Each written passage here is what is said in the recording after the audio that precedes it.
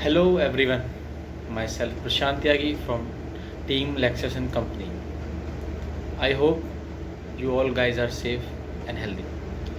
आज की इस वीडियो में हम कंज्यूमर प्रोटेक्शन एक्ट 1986 को डिस्कस करेंगे, उसके स्कोप, उसके एम्स, उसके ऑब्जेक्ट, उसकी नेसेसिटी और जो वेलफेयर स्टेट का ऑब्लिगेशन एंड ड्यूटी है रिगार्डिंग कंज्यूमर प्रोटेक्शन वो क्या है उसको डिस्कस करेंगे। कंज्यूमर प्रोटेक्शन एक्ट 1986 को समझने से पहले हम उसकी नीड को समझते हैं, उसकी ज़रूरत को समझते हैं कि कंज्यूमर प्रोटेक्शन एक्ट को बनाने की ज़रूरत क्या हुई। तो चलिए शुरू करते हैं। ये जो मॉडर्न वर्ल्ड है, मॉडर्न जो एरा है, इसमें एक ट्रिमेंडस सा इंक्रीज़ आया। किस चीज़ के लिए? जो मॉडर्न प्रोडक्ट्स थे जैसे कि telephone, laptop, fridge, AC, coolers, heaters, mopeds, जो भी गुड्स ह्यूमंस के वर्क को कम करने लगे, उनके मार्केट में डिमांड उनकी बढ़ने लगी।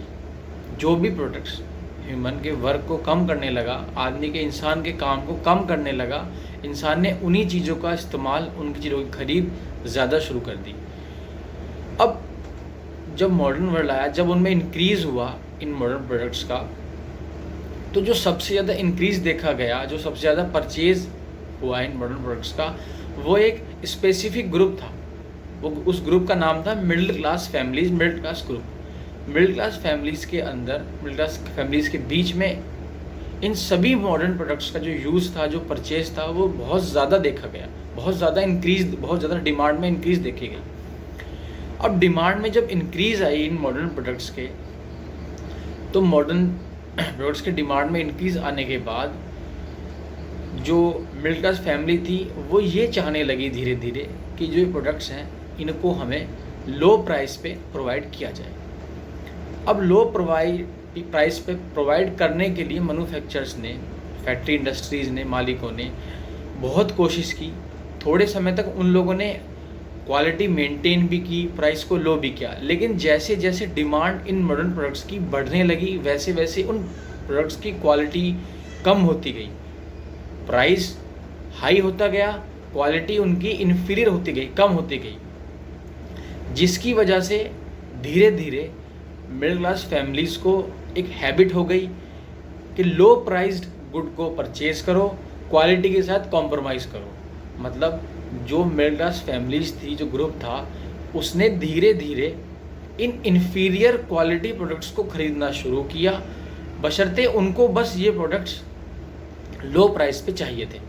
अब लो प्राइस पर जब कोई मैन्युफैक्चरर किसी प्रोडक्ट को प्रोवाइड कराएगा तो ऑटोमेटिकली उसकी क्वालिटी को डिक्रीज़ कर देगा। उसकी क्वालिटी को डिक्रीज़ करने के साथ क्या हुआ कि प्रोडक्ट्स हज़ार्डस बनने लगे, लाइफ के लिए थ्रेटनिंग होने लगे, डेंजर्स होने लगे, लोगों को नुकसान होने लगा, लोगों का बहुत नुकसान होने लगा, जिसकी वजह से कंज्यूमर्स के प्रोटेक्शन का वायलेशन हुआ।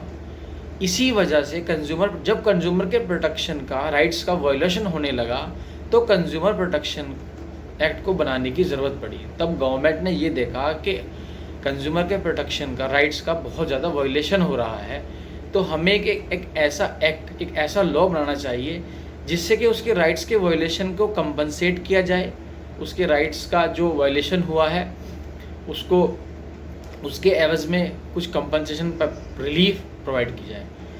तो इसी वजह से कंज्यूमर प्रोटेक्शन एक्ट को बनाना पड़ा। तो 1986 में कंज्यूमर प्रोटेक्शन एक्ट को बनाया गया। उसके बाद एक वेलफेयर स्टेट की रिस्पॉन्सिबिलिटी है, ड्यूटी है, एक ऑब्लिगेशन है कि वो कंज्यूमर के इंटरेस्ट और राइट्स के प्रोटेक्शन की गारंटी ले कि हाँ, अगर किसी भी कंज्यूमर के राइट्स का वायलेशन होता है तो हम उसके अधिकारों के हनन के लिए उसे कंपनसेट करेंगे, उसको रिलीफ प्रोवाइड करेंगे। जैसा कि आर्टिकल 19 सब 1 सब जी हमारे कॉन्स्टिट्यूशन में ये कहा गया है कि कोई भी इंसान अपनी मर्जी के किसी भी काम को प्रैक्टिस में कर सकता है, वो कोई भी ऑक्यूपेशन में जा सकता है, लेकिन वो किसी भी ऑक्यूपेशन में या किसी भी वर्क को या किसी भी प्रोफेशन की प्रैक्टिस करने के साथ ये भी ध्यान रखे कि किसी भी कंज्यूमर के राइट्स का वायलेशन ना हो। अगर होता है तो उसके लिए वो उसे कंपनसेट करेगा, वो उसकी ऑब्लिगेशन है, वो उसकी ड्यूटी है। मैन्युफैक्चरर की, इंडस्ट्री होल्डर की, एम्प्लॉयर की ये ड्यूटी है कि अगर किसी कंज्यूमर के साथ कोई धोखा हो रहा है या उसे किसी भी तरह का कोई गलत प्रोडक्ट प्रोवाइड किया जा रहा है जो कि उसकी लाइफ के लिए हज़ार्डस है, नुकसानदायक है, उसके परिवार के लिए, उसके जीवन के लिए, उसके घर के लिए, तो वो उसको कंपनसेट करेगा। उसको कंपनसेट करने की जो रेमेडी है वो कंज्यूमर प्रोटेक्शन एक्ट के अंदर डिफाइन की गई। अब कुछ एम्स और ऑब्जेक्ट्स थे इस एक्ट के कि ये एक्ट क्यों बनाया गया, किस चीज़ के लिए बनाया गया, इस एक्ट में क्या होगा अगर ये एक्ट बना दिया गया है भाई ये किसी राइट, तो उसमें क्या किया जाएगा, अब क्या रिलीफ मिलेगी। तो सबसे पहले क्या हुआ कि जो मार्केटिंग है गुड्स की, सर्विसेज की, वो इस तरीके से नहीं होनी चाहिए कि किसी भी कंज्यूमर का, अगर कोई भी कंज्यूमर, आपने किसी प्रोडक्ट की मार्केटिंग इतनी अच्छी कर दी लेकिन उसकी क्वालिटी बहुत ज़्यादा बेकार है और अगर वो उसको कंज्यूमर खरीद लेता है तो उसको नुकसान हो जाता है, तो ये आप नहीं कर सकते। अगर आप किसी भी कंज्यूमर के राइट को, अपने मार्केटिंग के जो अधिकार है, अपने मार्केटिंग और गुड्स का जो अधिकार है उसको पूरा करने के लिए आप किसी कंज्यूमर के राइट्स का वायलेशन नहीं कर सकते हैं। इस सेक्शन में इस जो उसका नेक्स्ट एम था वो ये था कि जो क्वालिटी है, जो पोटेंसी है, जो प्योरिटी है, जो स्टैंडर्ड ऑफ गुड है, उसके बारे में आप इन्फॉर्म करेंगे। राइट टू बी इन्फॉर्म, जो कंज्यूमर को आप इन्फॉर्म करेंगे कि हमारा प्रोडक्ट जो है उसकी क्वालिटी इतनी अच्छी है या इतनी बेकार है, ताकि वो उसे खरीदने से पहले उसके बारे में उसे सब कुछ पता हो। राइट टू बी अश्योर्ड, अगर आप कॉम्पिटिटिव मार्केट में वर्क कर रहे हैं और आप एक सामान, सेम सामान, जैसे कोई पेन है, उसी पेन को एक जो सेलर है वो 10 रुपये में बेच रहा है और दूसरा उसे 12 रुपये में बेच रहा है, तो ऐसा नहीं होना चाहिए, क्योंकि ये भी कंज्यूमर के प्रोडक्शन राइट्स का वायलेशन है। तो ऐसा भी नहीं होना चाहिए। तो कॉम्पिटिटिव प्राइस तो होगा लेकिन कंज्यूमर के प्रोटेक्शन राइट्स का वायलेशन नहीं होगा। अगर वायलेशन हो भी जाता है तो उसके जो वायलेशन हुआ है उसके राइट का, उसको आपको सुनना होगा, उसकी आपको बात को सुनना होगा, उसके नुकसान की भरपाई आपको करनी होगी। अब कुछ छोटे से, थोड़े से, जो थोड़े इम्पोर्टेंट हैं, छोटे भी हैं, थोड़े भी हैं और इम्पोर्टेंट भी हैं, कुछ साइलेंट फीचर्स हैं इस एक्ट के,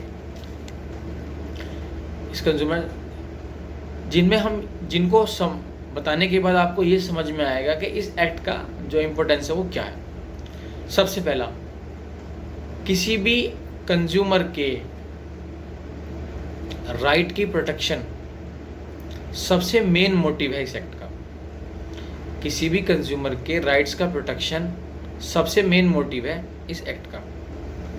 कंज्यूमर को एजुकेशन प्रोवाइड करना, अवेयरनेस प्रोवाइड करनी, एडिशनल सेफगार्ड्स प्रोवाइड करना, रिलीफ प्रोवाइड करना, कंपनसेशन प्रोवाइड करना, उसको जो उसका नुकसान हुआ है उसकी भरपाई के लिए उसे कंपनसेट प्रोवाइड करना। अगर कंपनसेशन नहीं मिलता है तो वो कोर्ट के थ्रू जाकर, लॉ के थ्रू जाकर अपने नुकसान की भरपाई कर सके। ये कुछ साइलेंट फीचर्स हैं इस एक्ट के। तो आई होप कि आपको इस एक्ट का ओवरव्यू अंडरस्टैंड हो गया होगा, समझ में आ गया होगा। So thank you so much, stay safe, stay tuned.